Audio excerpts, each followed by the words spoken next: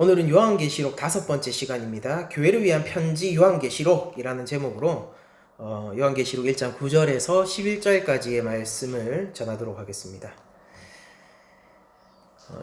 우리가 한번 본문을 다 같이 읽어봤으면 좋겠는데요. 한 목소리로 한번 읽기를 원합니다. 시작. 나 요한은 너희 형제요 예수의 환난과 나라와 참음에 동참하는 자라. 하나님의 말씀과 예수를 증언하였으므로 말미암아 밤모라 하는 섬에 있었더니 주의 날에 내가 성령에 감동되어 그 뒤에서 나는 나팔 소리 같은 큰 음성을 들으니 이르되 네가 보는 것을 두루마리에 써서 에베소, 서바나, 버가모, 두아디라, 사데, 빌라델비아, 라오디게아 등 7교회에 보내라 하시기로. 아멘.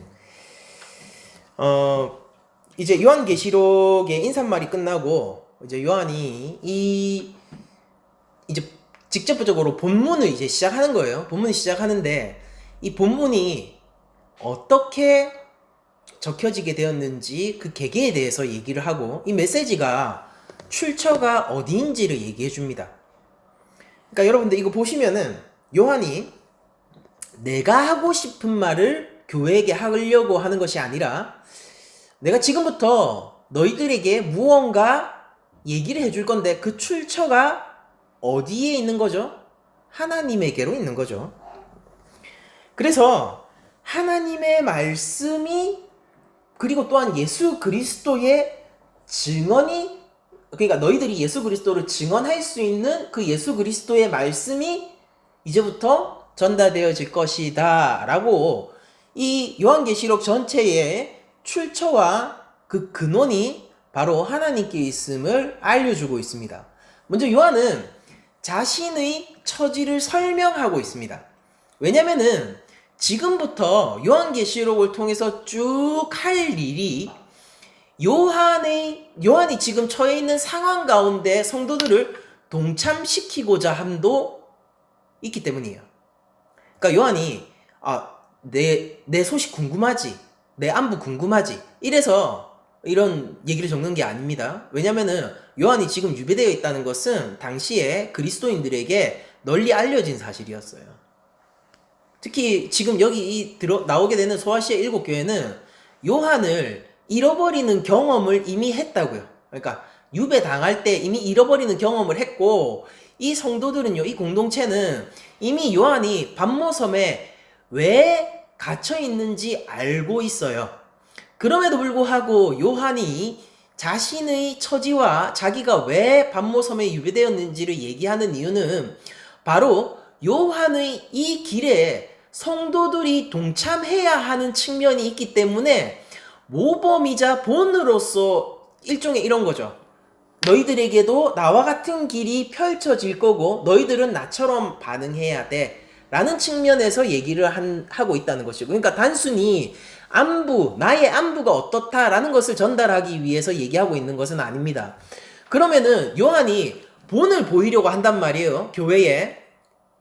그 본이 어떤 거냐면은 요한은 자신을 이렇게 규정하고 있어요. 나 요한이다. 나 요한은 너희의 형제요 라고 얘기를 하고 있어요. 그러니까 요한의 첫 번째 자기 규정은 바로 너희들의 형제라는 것이고, 그리고 중요한 얘기가 이제 나오게 되는데 예수의 환난과 나라와 참음에 동참하는 자다라고 되어 있습니다. 잘 생각해 보세요.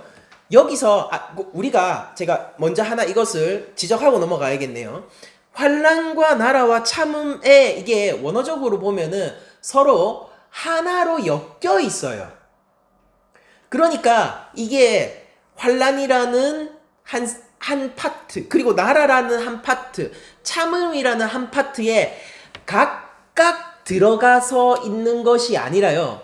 환난과 참음과 나라는 하나로 엮여 있어서 이 하나에 내가 예수의 이 하나에 내가 들어가 있는 사람입니다. 보세요. 예수의 환난과 나라와 참음은요. 한 세트예요. 한 세트. 그러니까 예수의 환난에도 동참해야 되고 나라에도 동참해야 되고 참음에도 동참해야 되는 게 아니라 예수의 환난에 동참한다는 게 무슨 뜻이에요? 나라에 동참한다는 뜻이고 나라에 동참했다는 뜻이 뭡니까? 그게 바로 참음에 동참했다는 거예요. 예수 인내에 동참했다는 뜻입니다. 예수 인내에 동참했다는 게 뭐예요? 그 나라에 동참했다는 뜻이에요. 그 나라에 동참했다는 게 뭡니까? 바로 예수의 환란에 동참하고 있다는 거예요. 그러니까 이거 하나예요, 하나. 그러면은 요한이 이렇게 자신을 예수의 환란 나라 참음에 동참하는 자로 자신을 소개하고 있습니다. 이게 본이에요. 너희들의 형제로서 나는 예수의 환란과 나라와 참음에 동참하고 있다. 이게 왜 내가 이렇게 됐냐면은 참음에 동참하고 있는데 이것으로 인해서 무슨 일이 일어났냐면은 하나님의 말씀과 예수를 증언하였으므로 말미암아 반모라 하는 섬에 있었다라고 얘기를 하고 있습니다. 요한은 어떤 사람입니까? 그 근원이 요한은 교황이에요? 아니죠. 요한은 너희들이 지도자입니까? 아니죠. 요한은 뭐예요? 너희들의 형제예요. 이게 무서운 말입니다. 와, 요한이 우리 형제라고? 잘 생각해 보세요. 요한이 우리와 같은 동급이라면 요한의 그 길이 우리에게도 동급으로 요구되어지겠죠.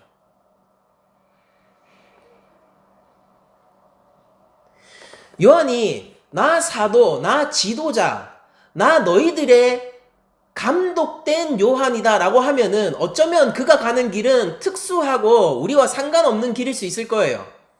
그런데 요한은 지금 우리에게 이렇게 얘기하고 있습니다. 너희들이 형제된 요한이다.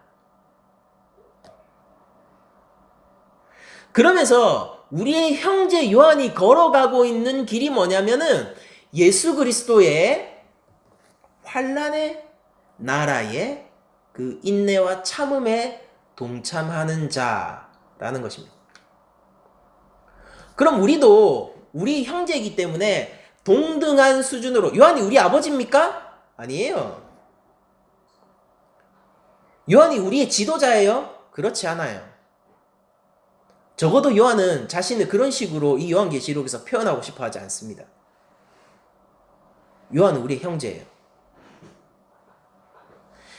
요한이 예수 그리스도의 이 하나된 세트죠. 이 하나된 세트로서의 환란, 나라, 참음에 동참하고 있다면은 우리에게도 동등한 수준으로 그 환란, 나라, 참음에 동참하는 게 툭 요구되어진다라는 거예요. 그러니까 요한은 이걸 원하는 겁니다. 뭐냐면은 환란에 동참함으로 환란 가운데 인내함으로 예수 그리스도의 왕권을 누려라라는 거예요. 근데 이게 각각 떨어져 있는 게 아니라 한 세트라고요. 그냥 한 개라고요. 한 개. 다시 한번 말씀드릴게요. 예수 그리스도를 위한 환란에 동참함으로 나를 위한 환란이에요? 내가 잘되기 위한 환란입니까? 나를 성장시키는 환란이에요? 그게 아니에요. 예수 그리스도를 위한 환란에 동참함으로 그 가운데 인내함으로 예수 그리스도의 왕권을 누려라라는 거예요.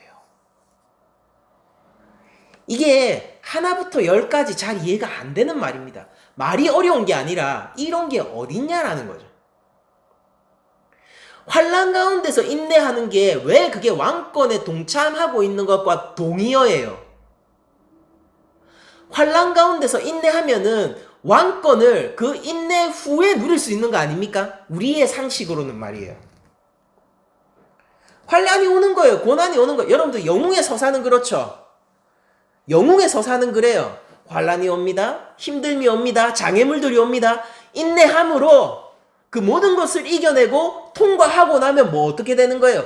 그때 왕권을 그제서야 보답받게 되고 누리게 되는 거죠. 이거는 각각 떨어져 있는 거예요. 그런데 여기서는 하나로 엮여 있다니까요. 그러니까 이게 말은 알겠는데 이게 뭔지 모르겠다라는 거예요. 여러분들 그리스도를 위한, 나를 위한이 아니라 예수 그리스도를 위한 환란에 동참하세요. 그를 위한, 예수 그리스도의 영광을 위한 일 가운데서 여러분들 수치를 당하십시오. 예수 그리스도의 영광을 위해서 여러분들은 어려움을 겪으세요. 그리고 그 가운데서 인내하세요. 근데 그게 곧 뭐라고요? 그게 곧 그리스도의 왕권을 내가 누리고 있는 거예요. 여러분들이 잘 통과하고 나면은 왕권이 오는 게 아니라 내가 이 환난 가운데 인내함으로 동참하고 있는 게 왕권을 누리고 있는 거라고요. 그래서 이 요한은 자기를 이렇게 얘기하죠. 하나님의 말씀과 예수를 증언하였으므로. 이게 뭡니까? 예수의 나라에 동참하고 있는, 예수의 왕권을 누리고 있는 자입니다. 그쵸?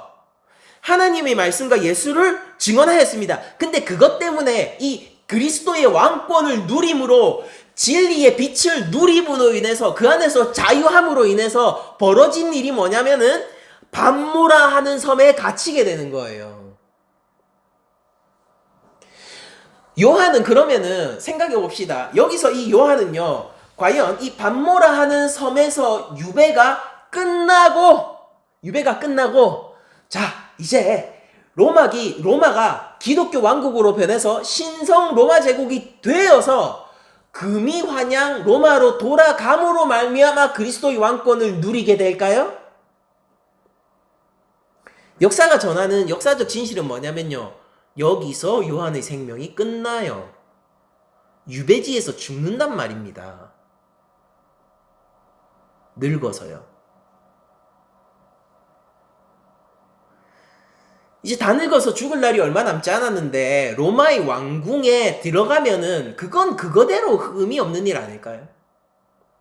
참으로 허망한 일 아닐까요? 내가 살 날이 며칠 남지 않았는데 왕궁이 무슨 소용이며 이 권력이 무슨 소용이며 로마가 무슨 소용이겠습니까? 이 인내를 참고 이 환난을 잘 통과하고 나면은 왕권을 누리는 것이 요한이 바라보고 있는 하나님 말씀의 세계라면은 요한에게 이 길을 가야 할 이유는 몇 가지나 될까요? 아마 하나도 없을 거예요. 그런데 요한은 이렇게 얘기하는 거예요. 나 밤모선 갇혀있지? 이거 무엇 때문인지 아니? 무엇으로 말미암은 건지 아니? 내가 하나님 나라를 누림으로 말미암아 박해를 받고 있다라고 얘기하는 거예요. 이 본을 따르라고요.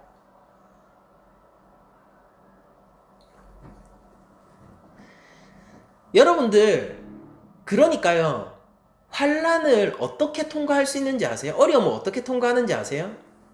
이걸 통과하면은 저기 상급이 기다리고 있을 거야 라는 마음으로 통과하시려고 하신다면은 여러분들은 분명히 이 환난이 길어질 때 쓰러지게 될 거예요. 여러분들 이 박해가 몇 년이었는지 아십니까? 이거를 잘 통과하면은 그 뒤에 무언가 기다리고 있을 거야 라는 마음으로 여러분들이 이 믿음의 길을 쭉 가시게 된다면요, 짧고 인스턴트한 시험들은 잘 넘어갈 수 있을 거예요. 그런데 중대하고 결정적이고 긴 시간을 요하는 시험 앞에서 여러분들은 낭망하게 될 겁니다. 왜냐고요? 내 힘이 다 고갈할 거기 때문이에요. 그리고 때때로 우리 인생 가운데서요, 우리를 정말로 변혁시키고 하나님의 자녀로 만드는 시험은요, 결코 짧은 시간에 걸쳐서 오지 않아요. 결코. 어떻게 장담할 수 있습니까, 목사님? 장담해요. 우리는 그렇게 선한 사람들이 아니에요. 우리의 죄를 다루시는 하나님은요, 우리의 이 아득하게 해결할 수 없는 이 죄를 다루시는 하나님은요, 충분한 시간 가운데서 우리를 인격적으로 대하십니다. 기억하세요. 정말로 나를 바꾸는 시험이 무엇인지, 정말로 내가 이 믿음의 길을 걸어가면서 예수 그리스도가 내 안에서 만들어지고 형성되고 내가 하나님의 자녀로 거듭나는 시험의 순간들이 내가 감당할 수 없는 긴 시간 동안 온다는 사실을 기억하십시오. 그리고 그 시험을 통과할 수 있는 사람은 누구냐면요, 그 시험 끝에 뭔가를 기다리는 게 아니라 지금 예수의 나라를 살아가고 있는 사람만이 그 시험을 끝까지 통과하는 거예요. 그러니까 한 세트라고요. 여러분들 믿음의 시험을 당합니까? 축하드려요. 하나님 나라가 여러분 것입니다. 그리스도의 왕권에 참여하세요. 그리스도의 왕권에 참여했더니 그로 말미암아 인생의 반모섬에 갇히셨습니까? 축하드립니다. 주께서 여러분들을 붙들고 계십니다. 요한이 안전하다는 지표가 뭔지 아세요? 유배당하고 있다는 거예요. 하나님의 말씀과 예수 그리스도를 증언함으로 말미암아. 여러분들 비난받고 계세요? 믿음 때문에 비난받고 계세요? 여러분들 축하드려요. 안전한 길로 오셨네요. 참으로 안전한 길로 오셨네요. 일찍이 요한이 걸었던 길이고 요한이 동참하라 제시한 바로 그 길입니다.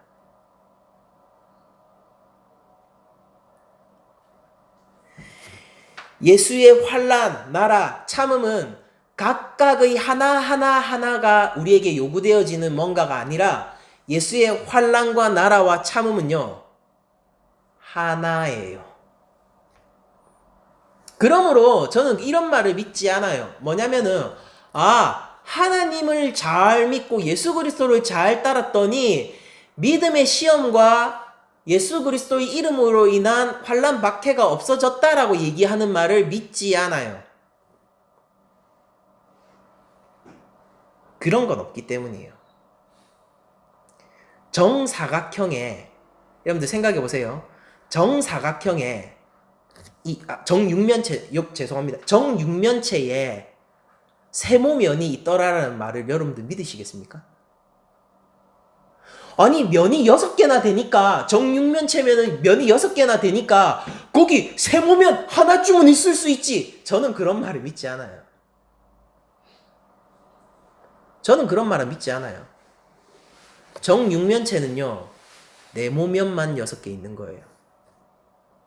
그리고 정육면체가 하나죠. 6개 면을 가지고 있지만 하나죠. 여러분들 예수 그리스도의 권세와 그 나라에 동참하시고 계십니까? 그런데 믿음의 어려움과 시험과 환난이 없어졌다고요? 저는 그 말을 믿지 않아요. 그 말은 저에게 정육면체 가운데서 삼각형이 하나쯤은 있을 수 있어요 라고 얘기하는 것과 똑같이 들리기 때문입니다. 여러분들 그리스도를 믿음으로 인해서 여러분들 가정 가운데서 직장 가운데서 아니면 내 스스로가 그 언약의 방해물이 되어서 믿음의 시험을 나에게 던지는 그런 경험을 하시고 계신가요? 이 세상을 바라볼 때에 여러분들 예수님을 믿는 이름 때문에 여러분들 한 번도 어려움을 겪은 적이 없다면 여러분들 부끄러워하세요. 그만큼 여러분들은 왕권을 누린 경험이 없기 때문이에요.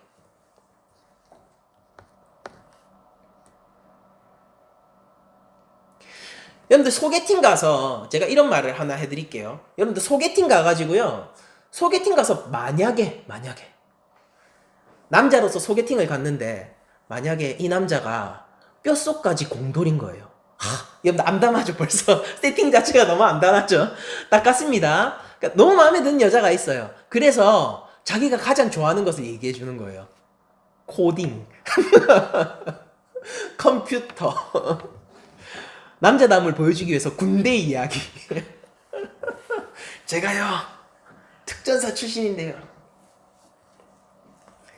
생각해보세요. 근데 거기에서 아주 깊은 온도 차이가 발생하죠. 이 남자는 신나는 거예요. 그쵸? 왜냐면은 그가 누리고 있는 세계가 뭐예요? 공학의 세계고 컴퓨터의 세계고 남자다움의 세계라서 그래요. 거기서 그 사람은 누리고 있어요. 근데 그걸 누림으로 말미암아 이 여자에게 소개팅 나온 여자한테 차가운 시선을 받게 되죠. 그래서 나중에 그 여자한테 다음에 함께 식사라도 하죠라고 애프터 신청을 하면 답이 이렇게 나오죠. 죄송합니다. 더 좋은 분을 만나시길 바랍니다.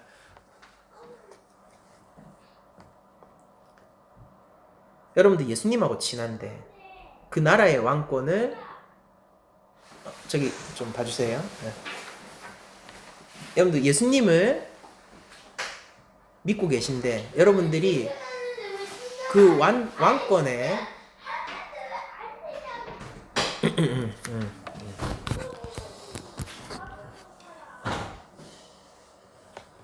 그 왕권에 우리들이 동참한다는 것은 어떤 의미를 가지게 되냐면요. 바로 이것을 공감하지 못하고 이것으로 인해서 온도 차이가 발생하는 세상을 경험하게 된다라는 뜻이에요. 여러분은 똑같은 것으로 즐거워하지 못해요. 소개팅에 나온 여자와 그 남자는요, 너무나도 다르기 때문에 똑같은 것으로 즐거워하지 못해요. 그 여성이 누리고 있는 세계와 이 남성이 누리고 있는 세계는 달라요. 그런데 그 사이에 온도 차이가 발생하지 않을 수 있다고요? 저는 그런 말을 믿지 않아요. 여러분들이 예수 그리스도의 나라와 그리스도의 왕권에 참여하고 계신데 여러분들이 세상과의 온도 차이를 느끼지 않는다고요? 저는 성경을 통해서 한 번도 그런 경험을 본 적이 없습니다. 정육면체에는 삼각형이 없어요. 때때로 교회 안에 보면은 정육면체에도 삼각형이 있어요 라고 우기는 사람들이 있는 것 같습니다. 이런 거죠. 예수님을 믿었더니 다 잘되고 풍성해져서 걱정 근심이 다 사라지고 세상 사람들이 나를 우러러 보더라. 전 기본적으로 그런 사람을 알지 못합니다. 그리스도인 가운데서요.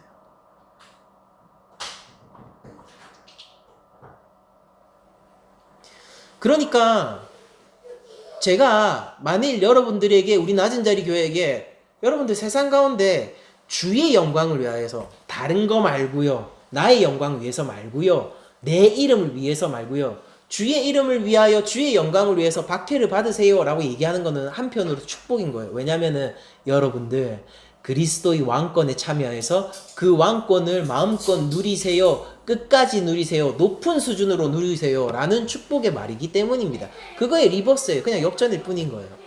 그러니까 여러분들 세상 가운데서 싸우세요. 세상 가운데서 이겨내세요. 세상 가운데서 꺾이지 말고 타협하지 마세요. 이런 얘기를 하는 거에 여러분들에게 부담을 씌워주는 게 아니라 여러분들의 멍에를 가볍게 하는 겁니다. 옳은 일을 행하세요.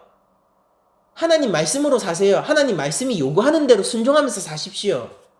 주의 이름을 위해서 영광받는 것을 두려워하지 마세요. 하나님 말씀대로 살기 위해서 뭔가를 선택해야 되는데 곤란한 일이 발생하면요. 여러분들 기쁨으로 그 세상을 배신하세요.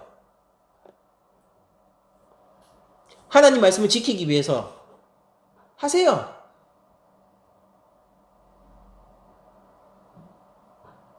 여러분들 무슬림 출신 크리스천들은요. 예수 그리스도를 믿는다는 말을 부모에게 한다는 것이 얼마나 큰 불효를 각오하고 해야 되는 일인지 아세요? 우리 집안에 가장 자랑스러운 아들이 땅으로 추락하는 것을 부모에게 느끼게 하는 겁니다. 여러분들 이 세상에서 제일 큰 불효가 부모보다 자식이 먼저 죽는 거라고 하죠. 그런데 무슬림 가운데서 자신이 크리스천이 되었음을 고백하는 어떤 사람들은요, 부모가 그를 죽은 취급하도록 만들어요. 우리 한국에서 신앙생활을 하는 우리로서는 상상할 수 없는 일이죠. 그런데 놀라운 건 뭐냐면요, 자신이 무슬림 출신임에도 불구하고 예수를 믿고 그 사실을 견딜 수 없어서 부모에게 고백하는 사람들이 있다라는 거예요.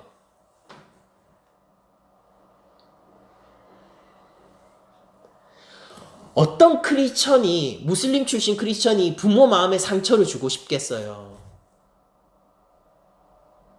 어떤 무슬림 출신 크리스천이요, 이 집안의 자랑인 내가, 부모의 자랑과 기쁨이었던 내가 부모의 수치가 되고 부모의 아픔이 되는 것으로 변하는 순간이 바로 코앞인데 그 선택지를 누가 선택하고 싶겠냐고요. 그런데 놀랍게도 여러분들 상식적으로는 이해가 안 감에도 불구하고 주의 이름으로 말미암아 예수 그리스도의 그 십자가 사랑으로 말미암아 무슬림 부모에게 내가 이제 예수님을 믿게 되었음을 고백하는 사람들이 실제 있다라는 거예요. 그 이후에 무슨 대책이 있어서 그러냐고요? 아니요. 예수 그리스도를 위한 이 길을 멈출 수 없기 때문이에요. 부모에게 나를 속일 수 없기 때문에 주의 영광을 위하여서 이 집안의 수치가 되고 부모님에게 아픔을 주는 길을 선택한단 말이에요. 부모님을 아픔을 주는 게 그게 잘하는 겁니까? 잘하는 게 아니에요. 그 사람이 그걸 기뻐서 선택하는 것 같아요. 하고 싶지 않을 거예요. 우리는 그런 큰 믿음의 결단을 해보신, 여러분들 한국교회는 그런 믿음의 큰 결단들을 해본 적이 있습니까? 여러분들 단순히 이제 내가 예수를 믿었기 때문에 하는 결단의 수준이 그 정도라고요. 그러니까 내가 이제 예수님을 믿게 됐어요. 그래서 할 수 있는 결단의 수준이 그 정도라니까요. 주의 이름은 얼마나 강한 것이고 하나님의 왕권에 참여하면 얼마나 영광된 것이고 하나님의 사랑과 예수 그리스도의 십자가 은혜는 우리를 어떻게 밀어냅니까? 여러분들은 예수 그리스도의 왕권에 함께 참여하시고 하나님 나라에 거하세요. 그러므로 선언합니다. 여러분들 예수 그리스도의 환난에 동참하고 그 가운데서 예수의 인내로 견뎌가세요. 그 이후에 뭐가 있을 것을 기대하지 마시고 지금 그 왕권을 누리시란 말이에요. 시험을 통과했다라는 건 뭐냐면요. 그가 착실하게 그 과정을 하나님과 함께 밟아왔다라는 뜻입니다. 내가 잘 돌파했다는 뜻이 아니고요. 연단을 잘 받았다는 것은요. 그 과정을 예수 그리스도의 손을 꼭 붙잡고 그 뒤를 잘 따라다녔다는 소리예요. 내가 씩씩하게 발걸음을 계속 옮겼다라는 뜻이 아니고요.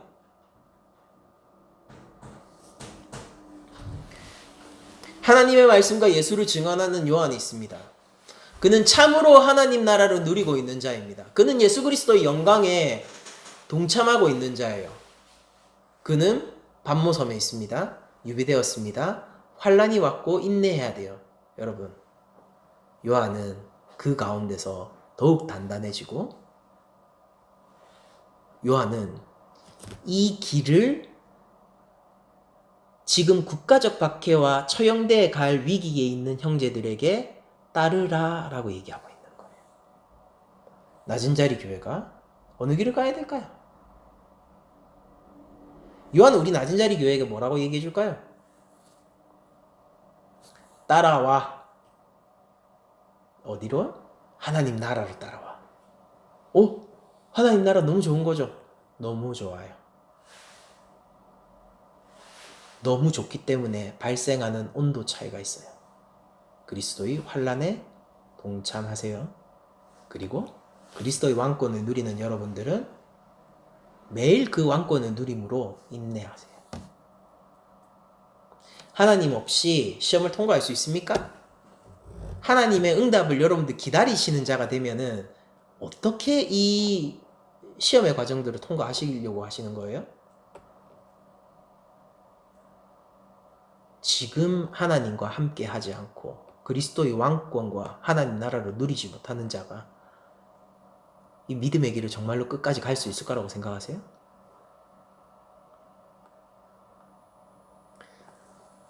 정육면체는 정육면체예요. 삼각형 없습니다.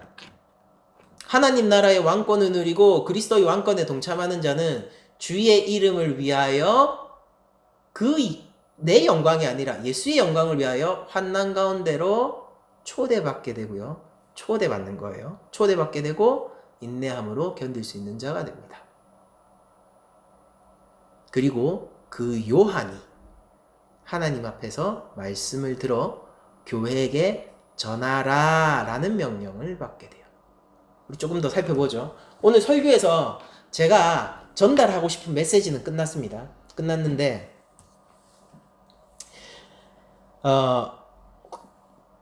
이 남은 부분을 조금 제가 주의를 하면서 이 내용을 한번 살펴보도록 하죠.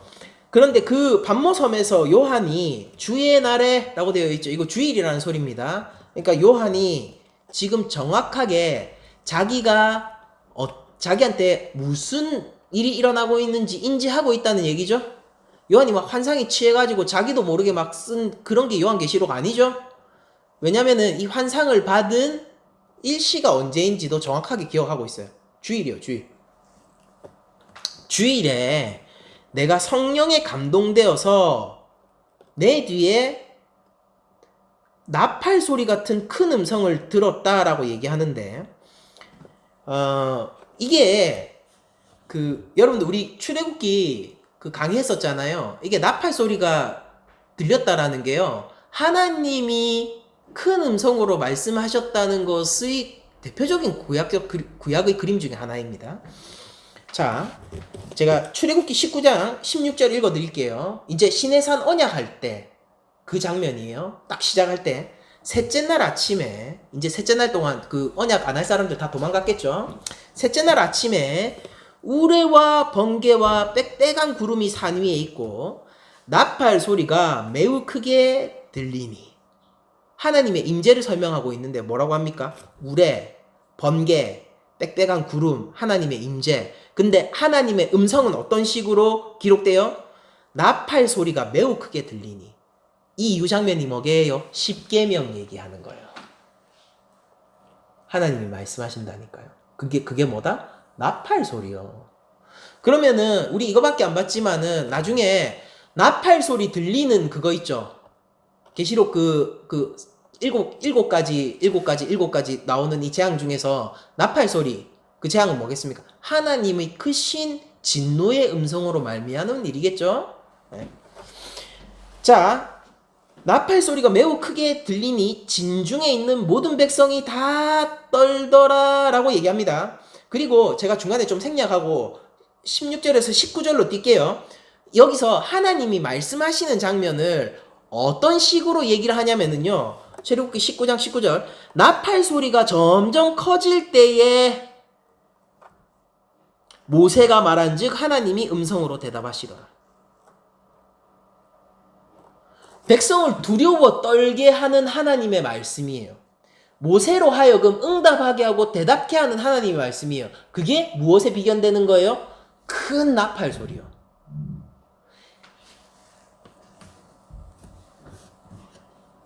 20절, 여호와께서 시내산 곧 그 산 꼭대기에 강림하시고 모세를 그리로 부르시니 모세가 올라가네 라고 기록이 되어 있죠. 바로 하나님이 이 놀라운 말씀을 직접 백성들에게 하시는, 누구를 통하여서가 아니라요, 직접적으로 하시는 장면들이 어떤 식으로 구약에서 그려지냐면은 나팔 소리로 그려지는 겁니다. 그러니까 지금 이 요한이 나팔 소리 같은 큰 음성을 들었다는 것은 이 출애굽기 뿐만이 아니라 구약의 하나님의 계시를 직접 들은 선지자들, 모세와 같은 선지자들의 그 경험을 일컫는 거예요. 자기도 그렇게 누구를 통한 것이 아니라 하나님의 직접적인 계시를 받았다라고 얘기하는 거예요. 시내산에 올라간 모세처럼 나도 주일에 성령의 감동으로 말미암아 하나님의 직접적인 계시 앞에 서게 됐다라는 거를 묵시문학적으로 뭐라고 표현했냐면은 나팔 소리가 들렸다라고 얘기를 하는 거란 말이에요. 그리고 여러분들, 성령에 감동되어서 이 음성을 들었죠. 이게 선지자들, 잘 생각해 보세요. 성령에 감동되어 뭔가를 들은 것은요, 선지자들의 언어예요.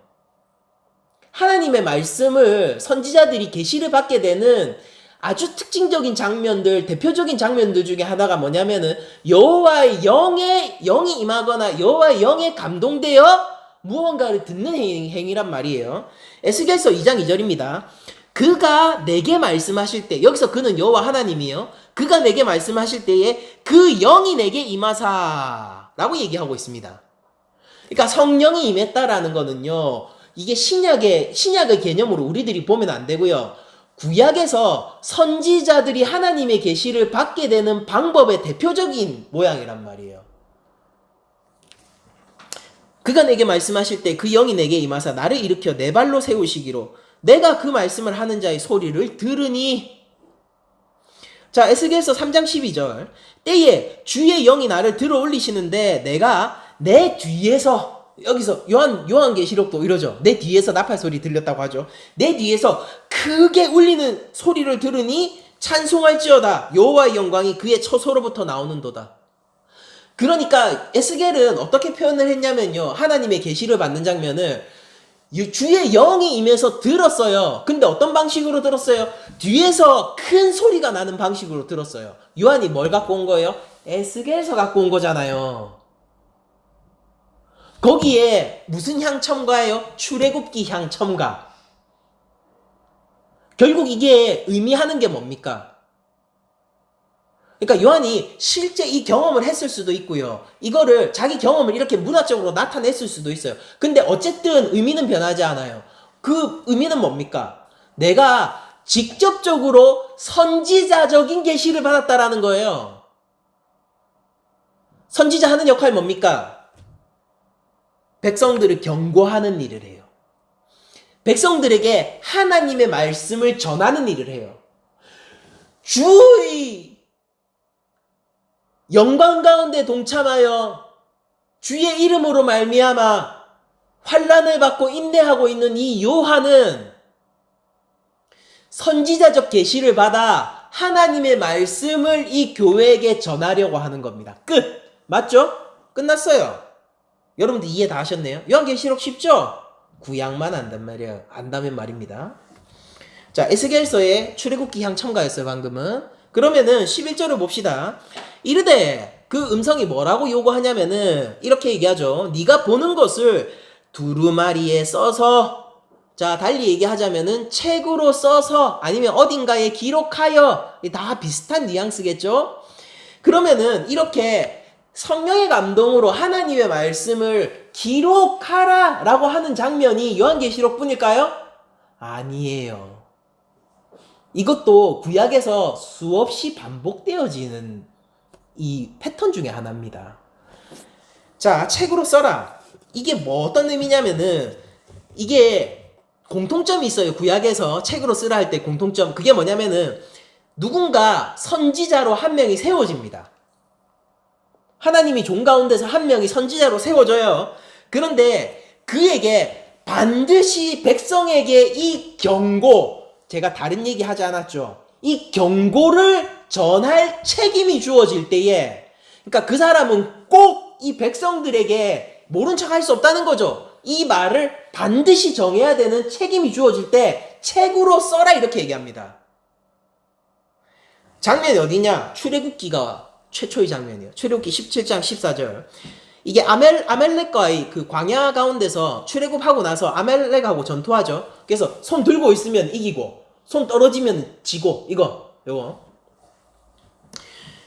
그 전투를 한 이후에 하나님이 이렇게 모세한테 명령하세요. 여호와께서 모세에게 이르시되 이것을 책에 기록하여 기념하게 하고, 명령을 내리신 거예요. 책에 기록하여 기념하게 해라. 여호수아의 귀에 외워 들리라. 내가 아말렉을 없이 하여 천하에서 기억도 못하게 하리라. 경고죠. 누구를 향한 경고입니까? 아말렉을 향한 경고이고, 그리고 또한 2차적으로는 아말렉의 길 위에 서려고 하는 이스라엘을 향한 경고예요. 책에 기록해라. 뭡니까? 반드시 백성에게 전하라. 근데 한 세대말이 아니라 세세토록 전해라. 맞죠? 자, 이사야도 하나님 앞에 무언가 책으로 기록하라는 명령을 받아요. 이사야서 30장 8절. 이제 가서 백성 앞에서 서판에 기록하며 책에 써서 후세에 영원히 있게 하라 라고 명령을 받습니다. 그럼 여기서 서판에 기록하라라고 한 게 뭐냐면 백성들이 향한 경고예요. 하나님이 화났다는 사실요. 너희들이 하나님이 진노 앞에 서 있다는 사실요.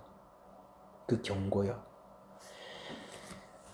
출애굽기 34장으로 한번 돌아가 보죠. 출애굽기 34장 27절에도 이렇게 나옵니다. 여호와께서 모세에게 이르시되 너는 이 말들을 기록하라. 책에 쓰라라고는 안 했지만은 기록하라 라는 말도 나옵니다.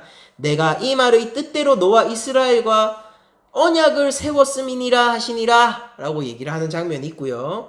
이사야서 8장 1절에도 여호와께서 내게 이르시되 너는 큰 서판을 가지고 그 위에 통용 문자로, 그러니까 오늘날로 얘기하면은 국제사회 표준어 정도 되겠죠. 통용 문자로 마헬 살랄 하스바스라 쓰라. 이게 뭐냐면은 노략이 속히 임하고 희생이 임박했다라는 북이스라엘과 남유다 모두를 향한 경고예요.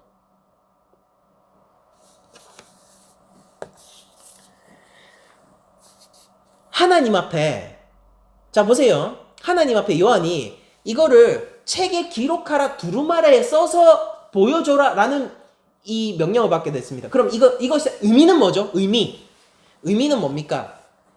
요한은 어떤 책임을 받은 거예요? 반드시 이걸 전달해서 하나님의 백성들에게 얘기를 해줘야 되는 책임, 선지자적인 책임을 받은 거예요.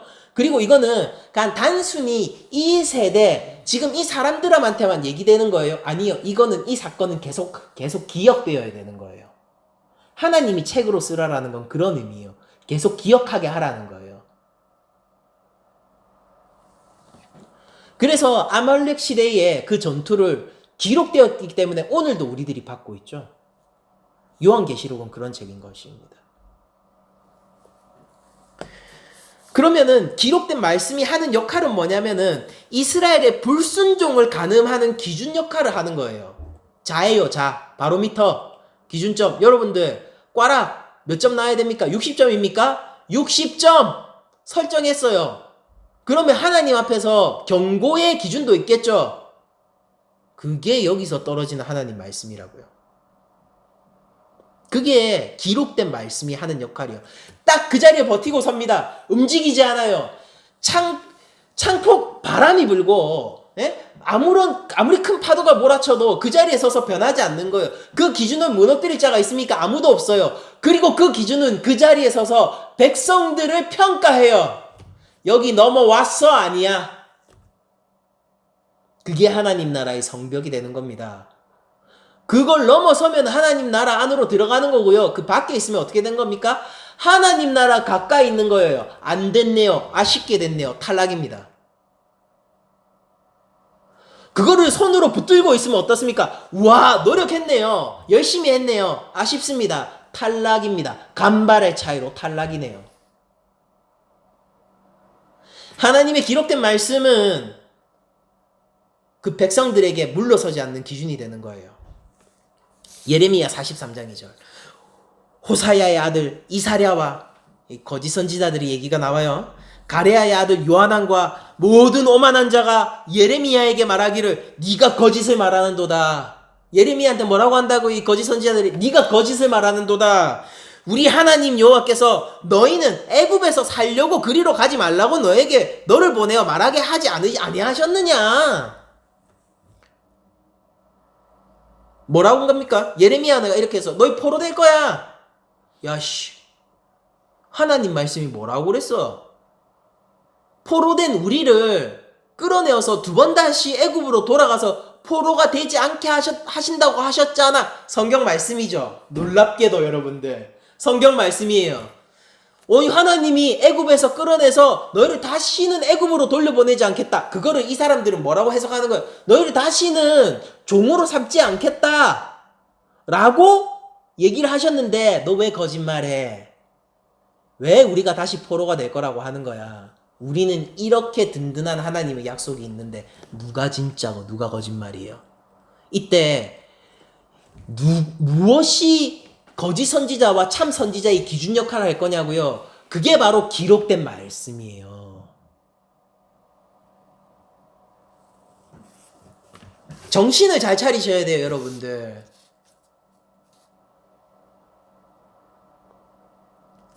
저도 목사지만은 여러분들 제가 설교한다고 다 믿지 마세요. 여러분들 목사님이 얘기한다고 다 믿지 마세요. 하나님의 기록된 말씀을 믿으세요. 여러분들 저 평가할 수 있어요? 실력 갖추세요. 이것이 성경적인지 아닌지 여러분들은 성령님과 함께 상의할 수 있습니까? 저의 설교에 대해서 분별을 하세요.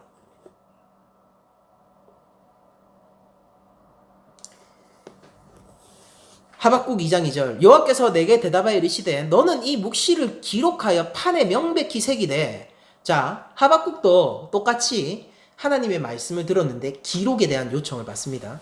그리고 두루마기에 적으라 라고 얘기했던 거는 그 시대에 기본적인 그 쓰는 방식이 두루마기이기 때문이고, 하박국 시대는 어떻습니까? 판에 기록하는 게 기본적인 기록 방식이라서 판에 명백히 새기라고 하죠. 이 묵시를 기록하여 판에 명백히 새기되 달려가면서도 읽을 수 있게 하라.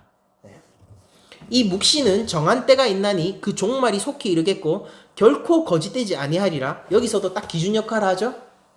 이건 절대 거짓이 아니야. 여기 딱 이 자리 서 있는 거야. 이 자리 서 있는 거야.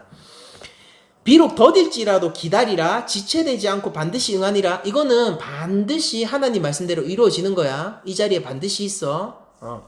보라, 그의 마음은 교만하고 그 속에 정직하지 못하니 의인은 그 믿음으로 말미암아 살리라 라고 기록하라라고 했습니다.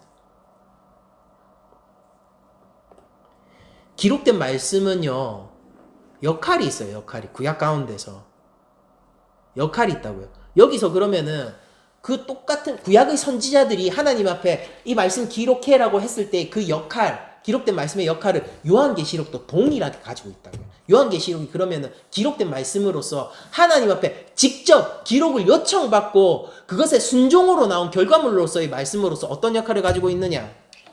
불순전 여부를 가늠한다고요. 신약적인 언어로 얘기할까요? 믿음의 여부를 가늠하는 바로미터라고요.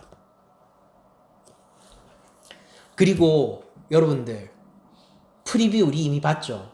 바로미터 뭐겠습니까? 요한이 자기 길에 동참하라고 했잖아요. 그 길이 바로미터예요. 그러니까 할 일이 끝났어요. 여러분들 환난과 나라와 참음은 뭡니까? 1, 2, 3이 아니에요. 환난과 나라와 참음이 1이에요. 하나로 엮인 한 단위의 말입니다. 여러분들 환난 가운데 그리스도의 왕권에 동참하셔야 됩니다. 저자 요한은 이미 그 길을 가고 있고, 그리고 하나님 앞에 선지자적 책임을 가지고 세세토록 전달돼야 하는 계시를 받았는데 그 계시의 핵심적인 내용도 뭐겠습니까? 그리스도의 환난과 나라와 참음에 동참하라는 거예요. 간단하죠. 여러분들 요한계시록 벌써 다 보셨네요. 다 보신 거예요. 영화 요새 그런 유튜브에 그런 거 있대요. 막 무슨 드라마 무슨 뭐 13부작 뭐 이렇게 막 나오잖아요. 50분 정보 막 이런 거. 유튜브처럼 얘기할게요. 여러분들 요한계시록 10초 정보. 그리스도의 반란과 나라와. 이 순서도 어떻게 이렇게 해놨습니까? 환난과 영광된 나라와 그 인내에 동참하십시오. 10초 요약 끝. 이게 바로 하나님께서 요한에게 직접적으로 얘기하셔서 세세토록 남기라 기록하신 말의 요점입니다. 이 말은 물러나지 않을 거고, 이 말은 그 자리에 서서 하나님 나라 성벽의 기준을 세울 거예요. 손 대는 것으로 만족하지 마세요. 그 일선을 넘으세요. 나중에 여러분들이 와 진짜 아깝게 됐다 한 발인데 라는 말을 듣지 마세요. 일선을 넘으세요. 야 진짜 이것만 들어왔으면 되는데 그런 말 듣지 마세요. 하나님 나라에 가까이 있는 자는요 칭찬이 아니고요, 하나님 나라에 가까이 있는 자는 마지막 하나님의 때에 가장 아쉬워하고 가장 열받아 할 사람입니다. 조금이었는데. 넘으세요. 무엇으로? 그리스도의 나라에 동참함으로, 믿음으로. 환난을 두려워하지 마세요. 여러분들 일선을 넘으세요. 환난을 두려워하지 마세요. 인내하는 것을 너무 무겁게 여기지 마세요. 선을 넘으세요. 그 성벽을 넘은 여러분들에게 기다리고 있는 것이 주 예수 그리스도의 나라입니다. 우리가 나중에 봅시다. 그 새 하늘 새 땅이 우리에게 어떤 의미를 가지는지. 힘을 내십시오. 주먹을 굳게 쥐고 하나님을 바라보세요. 주 예수 그리스도가 우리에게 달려왔으며 달려오고 있으며 반드시 이 땅 가운데 서실 것입니다. 주의 왕권에 동참하세요. 그것으로 말미암아 환난을 받고 인내하는 것을 자랑스러워하십시오. 요한이 가셨던 길을 가십시오. 이 기준은 하나님이 선지자들을 통하여서 세세토록 기록하라 하신 선지자적인 의미를 가진 말입니다. 하나님 마음 안 바꾸시는 거 알죠? 하나님이 한번 내뱉은 말은 절대 후퇴하지 않는 거 알죠? 믿음을 굳게 세우시고 하나님 나라에 동참하시므로 말미암아 더 많은 환난 가운데 임하신 더 큰 인내로 왕권을 더 누리실 수 있는 여러분들이 되시기를 축복드리면서 모든 말씀을 마치도록 하겠습니다.